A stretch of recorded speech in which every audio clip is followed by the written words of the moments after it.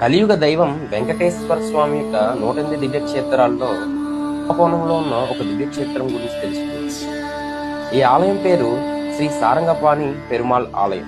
ఇక్కడ స్వామివారిని ఆరావ ముదన్ లక్ష్మీదేవిని కోమలవల్లి అని పిలుస్తారు. తిరుమతి సాయి ఆల్వార్ కోరిక మేరకు స్వామివారు లేచారని నమ్ముతారు. ఈ ఆలయం శ్రీరంగం మరియు తిరుమల తరువాత 3వ స్థానంగా గుర్తించారు. ఈ ఆలయంలో నల్ల గ్రానైట్ రాయితో చక్రాలతో కూడిన రథం రూపం నిర్మించబడింది. ఈ వీటిని గుర్రాలు మరియు ఏనుగులచే గీశారు. గర్భాలయానికి 2 ద్వారాలున్నాయి. ఒకటి ఉత్తరాయణ కాలం మొత్తం తెరిచి ఉంటే మరొకటి దక్షిణాయన కాలంలో తెరిచి ఉంచుతారు.